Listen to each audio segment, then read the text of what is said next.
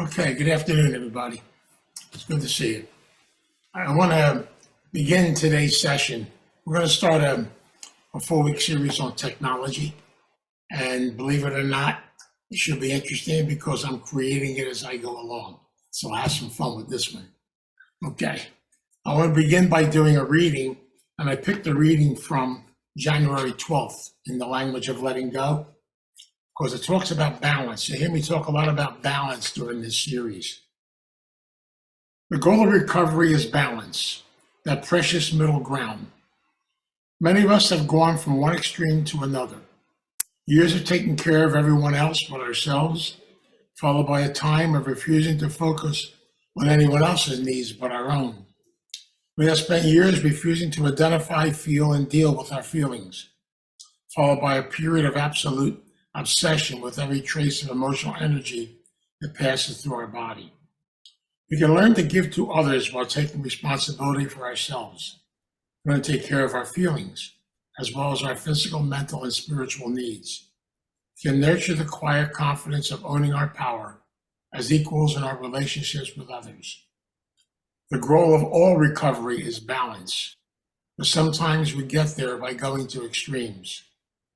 Today, I choose to be gentle to myself, understanding that sometimes to reach the middle ground of balance, I need to explore the peaks and valleys. Sometimes the only way I can take myself away from a valley is to jump high enough to land on a peak, and then slowly ease myself down. I really wanted to read that because one of the themes I want to use during this series is the whole concept of balance. Because I truly believe very deeply that for many of us, especially when it comes to technology or any addiction, balance is the key to everything that we do.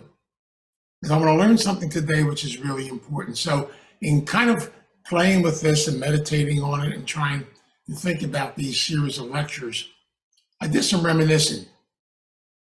I went back in my own journey in my own life, and I realized my journey to technology and my journey with technology. And it's ironical when I look at it. I'm grateful in a lot of ways because in 83 years, I've seen technology go from a simple radio to so many things today that are totally unbelievable. It's amazing. You know, I think back on my own journey and I realize the progression. I remember, sitting around listening to a radio and thinking it was the greatest thing on the face of the earth. And then came that thing called television. Then came computers. Then came video cams. Then came mobile phones. Then came the next thing. And next came chips. Then came this. And then now what do? We literally can do everything off of our watch, our ears, all kinds of stuff. It's amazing today. Doors opened up, they keep opening up in different directions. Now, are there dangers in that? Yes. As I mentioned in my second talk, I talk about the book 1984, which talked about some of the dangers and things of technology, because everything in life has two sides to it. And that's why I go back to the concept of balance. So we ask ourselves a question. Can technology be an addiction? Of course it can. Almost like anything can be an addiction. When you stop and think about it, though, you can very easily fall into what I call the snares of technology. So we have to ask ourselves some questions. That's what I really want to do in this series, is give you an opportunity to do your own inventory of your life, of your relationship to technology, and ask yourself some very simple questions. Are you open to new things? Are you open to go in different directions? But in doing so, can you not disrespect the old and develop a sense of balance? See, I've learned over the years that you can use technology in a very positive way. You can use it for spiritual growth. You can use it for mental growth. You can use it in your physical development of yourself too. But at the same time, we could misuse it and get ourselves into a lot of trouble because we can also give away our individuality, give away the person that we are, and become so dependent on the aspects of technology that anything that happened to it, our life will come to an end. And so I want you to take a look at this and realize and ask ourselves a question today. Is technology an addiction? I want to give you the definition of addiction. You have the definition of compulsivity, and then basically we'll fit it into the concept of technology. And by the way, when I talk about technology, I'm talking about a lot of different things, not just different things like Facebook and TikTok and Instagram and whatever grams you have out there. I don't know anymore. There's so many of them. There's all kinds of platforms, this direction. Social media has become the biggest area of a lot of technology. But then there's technology that we see in development of beautiful things in hospitals, in treatment, in working with people. So there's a pro and con in everything we see in life. The only problem is that in dealing with technology, we have these individuals dealing with it. They're called human beings. We're a very strange group. You know why we're a strange group? Because we have a tendency to go overboard in so many different things. We have a tendency to think in terms of financial, think in terms of control, think in terms of a lot of different things. And it's scary. And so as a result, then, technology is not about control and fear, although it can be used in that direction. The definition I use for addiction, you all know my definition from codependency, is any person, place, or thing that literally I have become so dependent on that I cannot function without it, and that it creates unmanageability or different areas of insanity in my life. And we look at technology, where does it fit into that? There are many things connected to technology that can very easily become very dependent on. You know, even now, we have such a thing as Google. I refer to her as Mrs. Google. I like giving her a name. Okay, we have things as instant answers to everything. Now, is that good? Is that negative? But again, if it takes away your individuality, if it takes away your personality, then it's negative. I become so dependent on it that I no longer make decisions. I no longer even think, because all I have to do is call Mrs. Google, and she thinks for me, does research for me, does everything for me.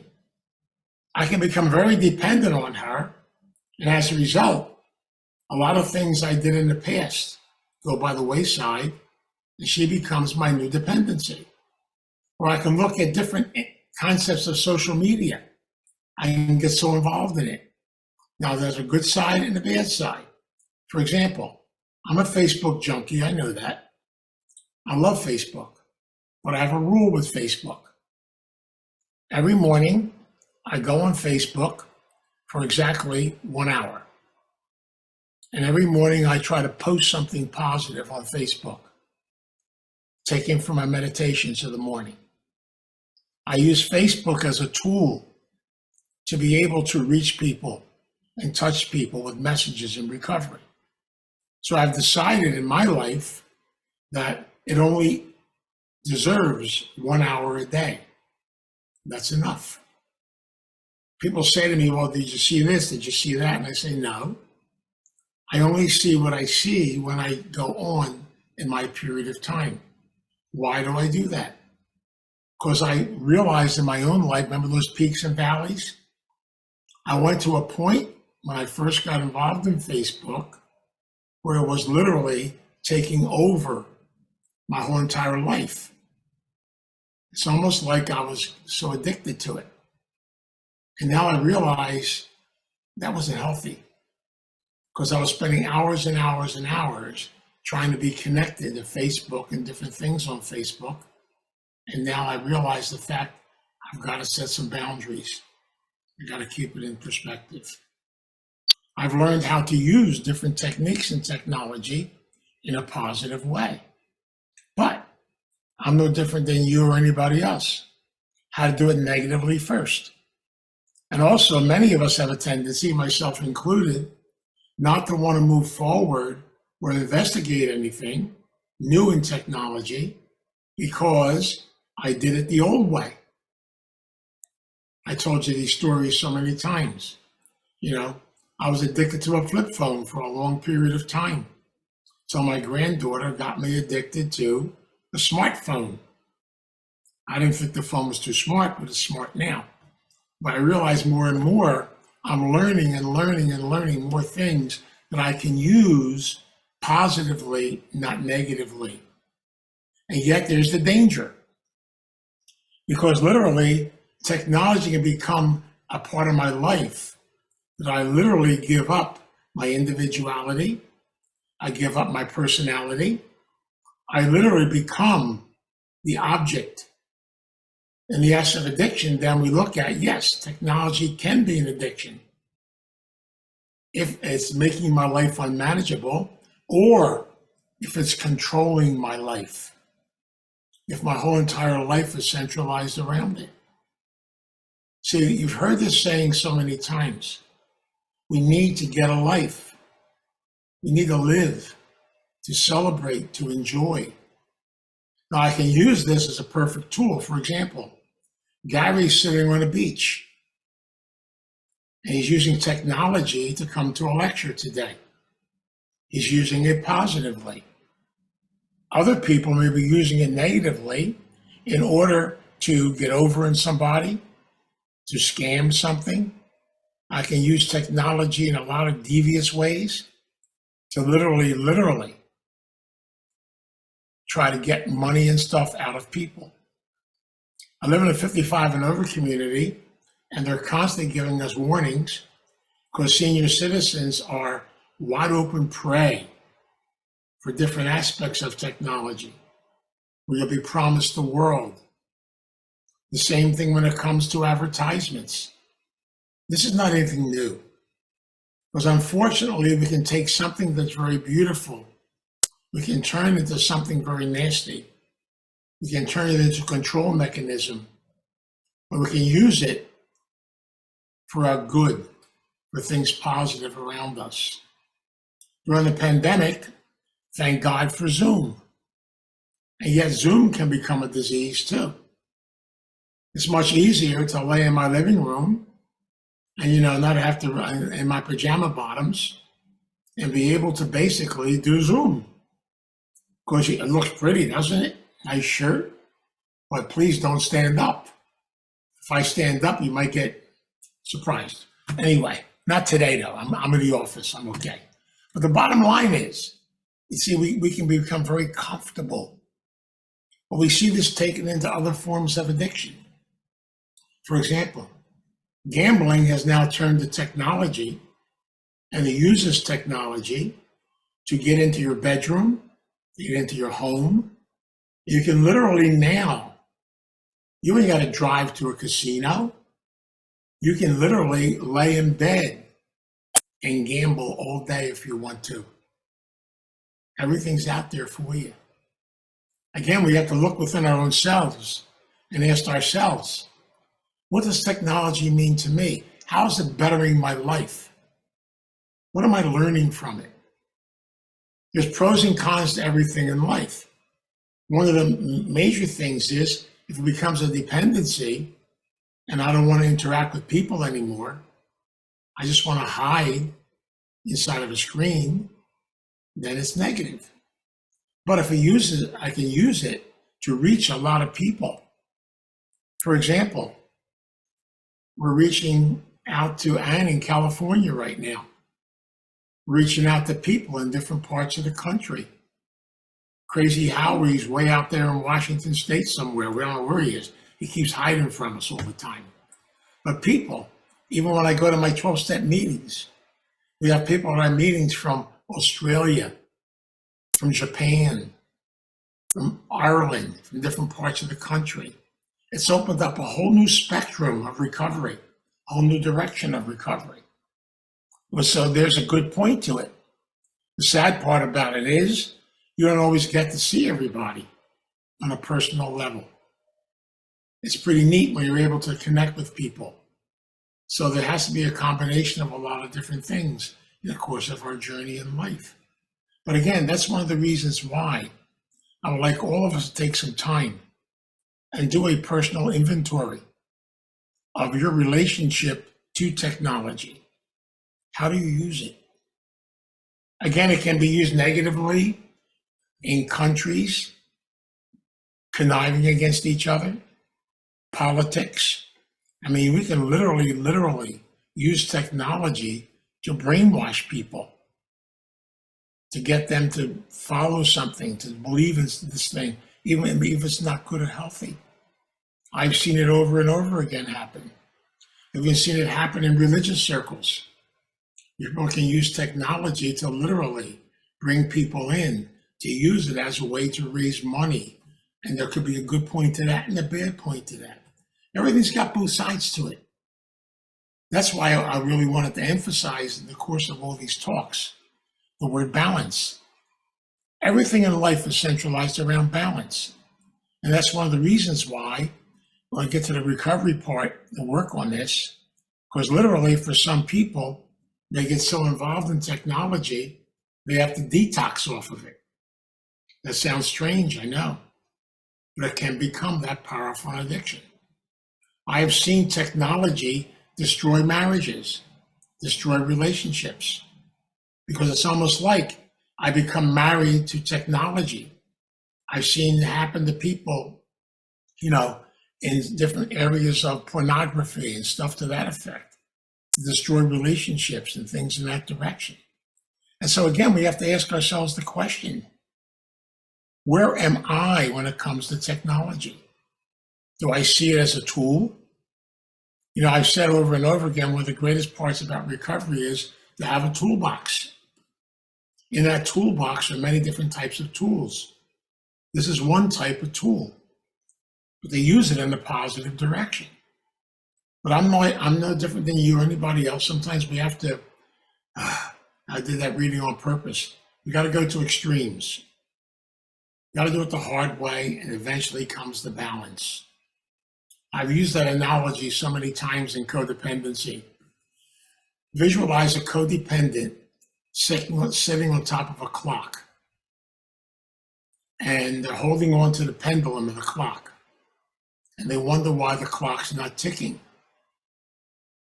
Then they convince them they need to let go. But codependents don't let go too easily. They let go with one hand and catch it with the other hand. It's still not ticking. Then comes the most dangerous thing in the world. I have to let go and let the pendulum swing till it comes to a place of balance. Then the clock works. It's the same thing as regards everything we do in the course of our journey in life. And this is also my connection to technology. That sometimes I've got to be able to experience the extremes. And many of us do this, even in recovery. As well as I, so many times in recovery, we get gung-ho and crazy when we first get into it. They have a nickname for this in AA. They call it the pink cloud. You're going to go this, you're going to bring the meeting to 500 people, you're going to go in this direction, that direction, everything else. And then we settle into reality. Then we settle into day to day. We settle into working. Technology is no different, because it can fit very easily the role of an addiction. If I become so dependent on it, that it creates unmanageability or craziness in my life. Like I said, with gambling, with other addictions and things of this effect. And that's why it's so important for us to be able to look at this topic and the things that are happening in the course of our own journey in life and ask ourselves some questions. Do I have a sense of balance in my life? Does technology play a positive role in my life? Do I use it for my benefit, or do I use it for my detriment? Has it become such a thing in my life that literally it's taken away my interpersonal relationships with people? It's taken away a lot of things. But I realize over and over again today There's two sides to everything in life. And so, yes, you got to be able to examine the pros, to examine the cons, to examine different things, because whether you realize it or not, we're slowly but surely, through technology, through social media, we're losing our privacy. Everything is out there. And you can find out anything about anybody, anywhere, any place. It's amazing.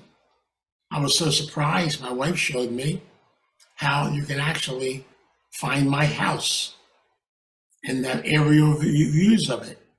They can pinpoint where my car is, where everything is. And again, that might be very positive in law enforcement, but it can be negative too, because anybody can find you. Is there such a thing as privacy anymore? We can take somebody's information, do research on them, find out stuff they did way back when they were 7 and 8 years old. Now, politicians know how to do this. Did you know he smoked marijuana when he was 13 years old? He's now 84, but that's okay. Bottom line is we can find out anything about anybody. And I'm really a big advocate of privacy. You got to be careful, because so many and so easily we can lose that. And we can literally give away the store. And so it becomes an addiction when I allow it to take over my life, when I allow it to run my life, when I cannot function without it being part of my journey. We have these new things now called, fit things. You wear your wrist. How many steps I took today? Did I sleep properly last night? Did I breathe properly when I was sleeping? Did I do this? Did I do that? Did I go here? You got to know where. Slow down. Just go for a walk. Don't worry about how many steps you took. That can become an addiction too. I guess what I'm trying to say today is, in the overall concept of it, anything can become an addiction. I've got to ask myself a question. Do I use technology in a positive vein? Or is it taking over my life? Do I have a life outside of technology? Am I able to function? Ask yourself another simple question. Suppose, and this will probably going to be the new technology, will be the new direction of warfare, where I can sit in Virginia and blow somebody up in another country and not feel anything about doing it. Just push a button. I may have just killed 40 people, 50 people, but so what? I don't see them. I don't see their bodies. I don't see that kind of stuff. All I did was push a button. So I can become very callous, very closed off, because I don't really have that individual concept with somebody else. We see people using it, for financial gain, to literally brainwash, manipulate, to con people. It's become a whole new way of criminology, scams, being able to fleece people of stuff. I never forget, it's kind of funny in a way, but it's not funny. I got a phone call one day about one of my counselors. His name was Jeff. And they said, "We're calling you from France. Jeff is in trouble. Jeff lost his money. It was stolen from him.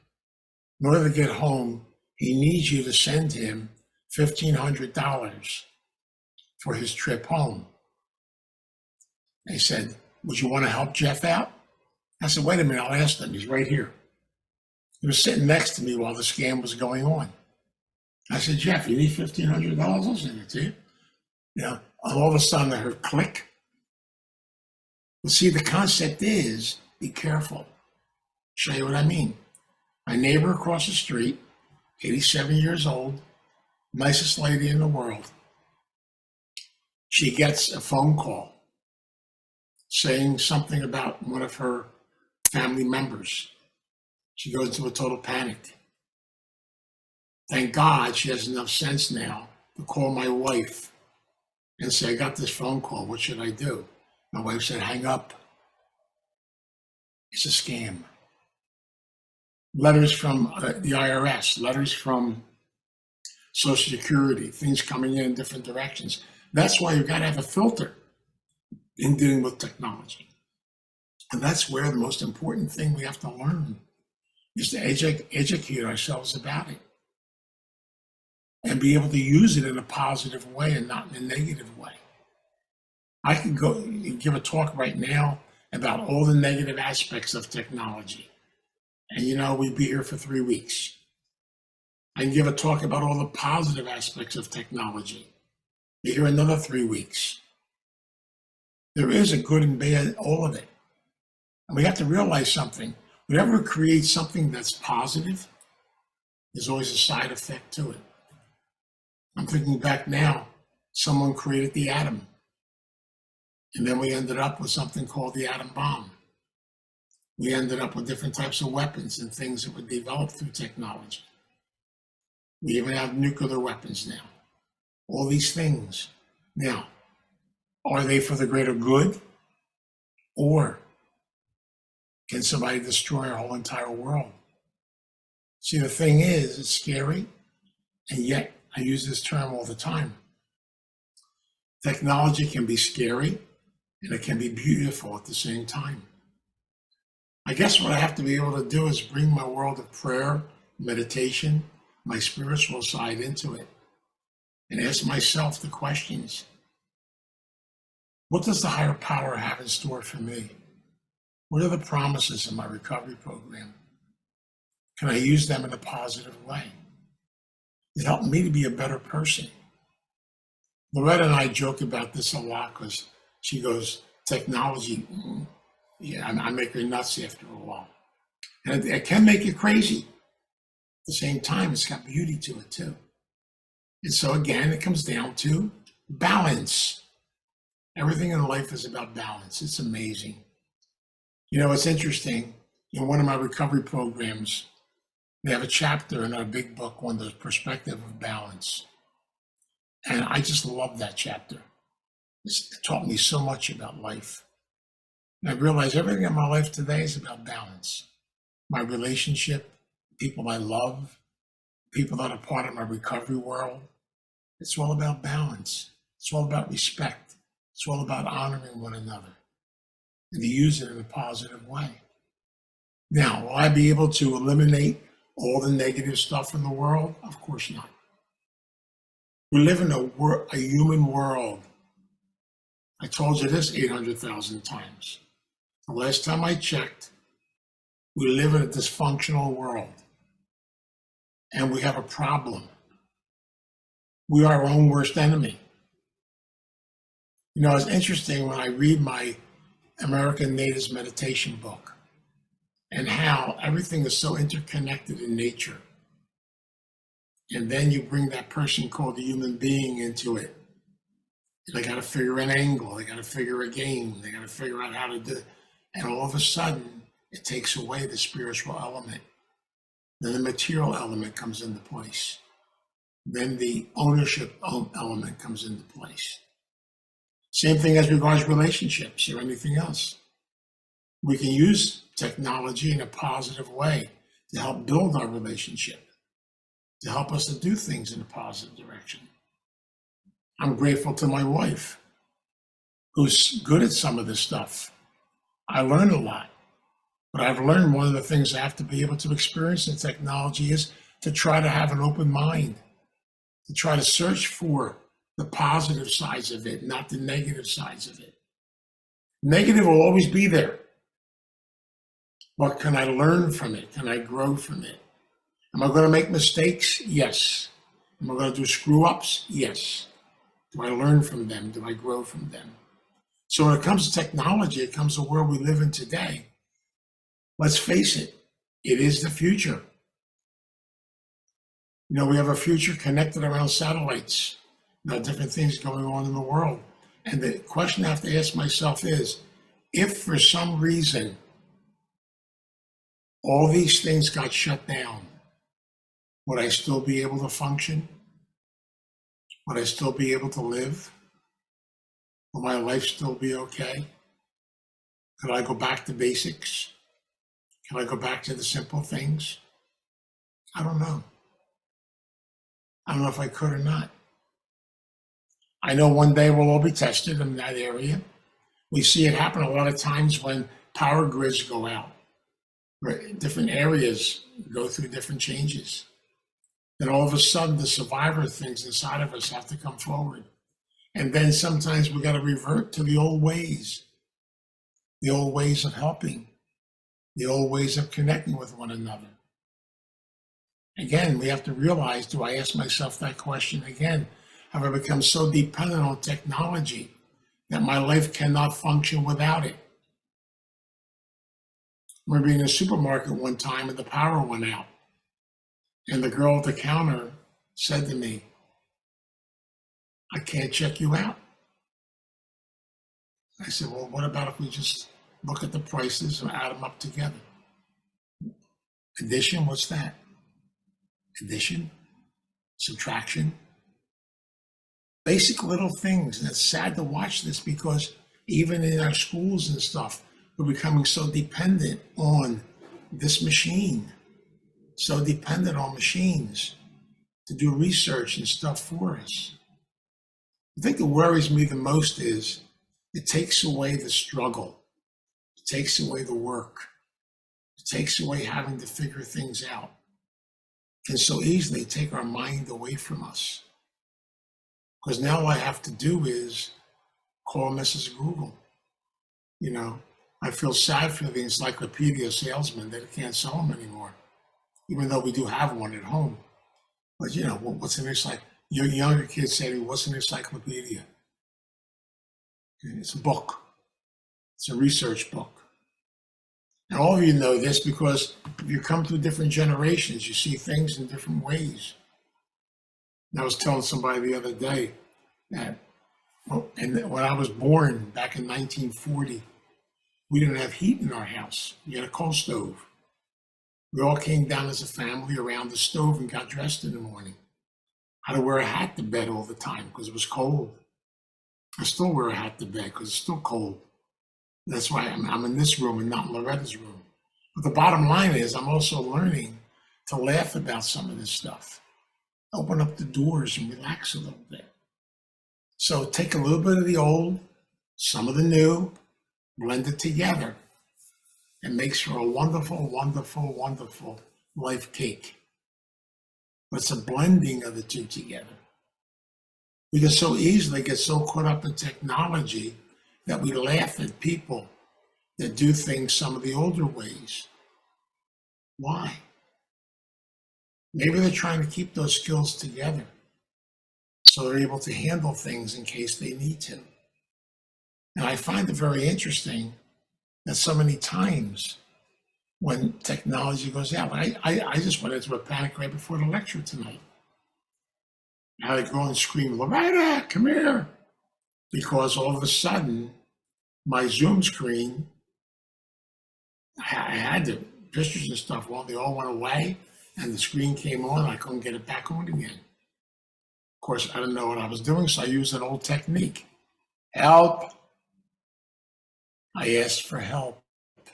I asked for guidance. She came in, figured out what was wrong, and boom, put it right back and reset the screen again.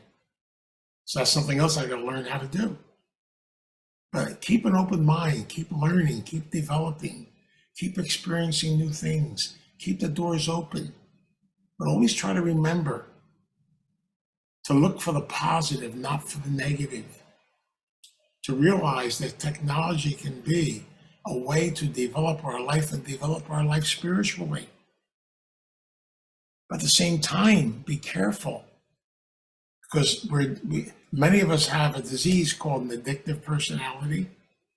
I know I got one. I can so easily become dependent. I can so easily slide back. I can so easily get so involved and say, let everybody else do it and not be able to be a participant. See, it's easy to be a follower. It's tough to be a participant. So ask yourself some questions. We'll do a lot more questions as we go through this series. You know, what does technology mean to me? What relation does it play in the course of my journey in life? Have I built such a dependency on it that I cannot function without it? Am I able to shut my phone off and have some peace and quiet? Am I able to take a walk without having to have something playing in my ears? Am I able to spend time with someone I love and I care about and have a conversation? Am I able just to be around people that will give me strength and help me to grow? And again, I can do that through technology too. You know, I get a kick out of it because I love working with people that I feel safe with, I feel comfortable with. Doors I can open, go in different directions. I want to be able to learn and to experience things. And I'm grateful for that. You know, it's interesting because in one of our 12-step programs, we got together and had a retreat. There were 9 or 10 of us on the retreat. Now, they all came from different parts. And they're all people that we see on Zoom all the time. That all of a sudden, we're all real human beings spending a weekend together. It was wonderful. It was fantastic. We even were dancing. We had a good time. But the bottom line is, it was great to be able to have a combination of both. That's why even here at Starting Point, once a month, we have an in-person meeting, just to be able to get together, to share with each other. And I'm learning I need both sides of this. I need connection. I need to be around people. I don't want to lose myself. So I guess what I'm asking you to do is take a look at your own relationship, your own connection to different areas of technology. Is it something positive in your life? Is it creating growth in your life? Are you using it in a positive way? Or is it a dependency? Is it coming to a point where, I can't function without it? Pretty soon we're going to have cars that will, I don't know. I get a little nasty, I can't help this. Pretty soon we'll have cars that'll wash your clothes for you. You push a button and things will be taken care of. Pretty soon we'll have robots to do things. Now we're going to have artificial intelligence. Again, it's all good stuff. But the question is, what will people do with it? Remember, each one of us is a people. We're a person. And I don't know what the world's going to do with it. I don't know what's going to happen out there. I don't have any control over that. I can do research and check it out. But I have to ask myself the question, what is technology doing for me? Is it helping me physically? Is it helping me mentally? Is it helping me spiritually? I'm able to connect in different ways. So ask yourself these simple questions as we try to work on doing an inventory of the concept of technology. Always remembering, never ever give up your individuality, your personhood. And again, we have power. We have the power to be able to have a sense of our own life. We have a power to have a voice. We have a power to be connected. And so let's try to look at technology through positive eyes and not negative eyes. Although, yes, there is a tremendous negative side to it. And there are things going on. So we have to be careful. There's that balance again. And so I guess what I'm trying to say as I share my prayer today is that we take a look at technology over the next few weeks and take an idea of what is it really all about? And what is it for me? What is it for you? Look within your own heart and your own soul and see what is your personal relationship with different aspects of technology. Can you let it go? Can you enjoy peace and quiet? Can you put it down? One of the greatest things I learned is at nighttime, I shut this thing off. I don't put it back on until after I get back from the gym in the morning. Then I can be able to do my posting and do what I got to do and then put it down again. See, that somebody always said to me, learn how to pick it up and learn how to put it down. Everything works positively in that direction. Negative, positive. Good times, not so good times. In some ways, enhances my life. Other ways, be careful. It can hurt my life. And so we'll examine this a lot more as we go through this series and take a look at our personal relationship to this thing called technology. To be grateful for the beautiful ways it can help us. Medically, fantastic. Different ways in life. But again, even that's, I'll talk more about that next week. I mean, I go back to, I had one doctor who took care of me. Now I'm a senior citizen, I got 8 doctors. You know, they have to wait 4 months to get to see them. It's amazing, isn't it? What happened? Now I got a doctor for every part of my body. Got a foot doctor, got a head doctor, got a heart doctor, got a pulmonologist, got a GI doctor. Hey, you know, but the bottom line is, what happened? Remember old Dr. Principato in Camden? He'd come in, he'd say, what's the matter with you? You tell him and he'd say, you're not that sick, get out of here. You know, and then he'd say, I can't afford to pay today, doc. No problem, I'll be over your house for dinner tonight. And then the sucker would show up. You know, it's totally amazing. You know, made house calls. He stopped and visited you. He sat in your neighborhood, sat on your front step. He talked to you. We're getting away from a lot of that today. We're getting too technical. Got to be able to balance the two together, bring the human element into it. It's so important. And so my prayer today is that we're able to look at technology through the eyes of the higher power, through the eyes of growth, through the eyes of learning, that they use it in a positive way. Let us pray. God, we come before you as a family, we come before you in prayer. We ask the God of our understanding, our divine presence, to please be our guide. Help us on the journey of the world that we live in today. Help us to realize the importance of being open to new things and new directions. Teach us the value of the technology we experience. Teach us to use things in life in a positive way. Teach us to realize that we can grow, we can learn from all different areas and things in our life. Teach us to be open to new ways and new directions. But above all, help us to guide ourselves, to guide us.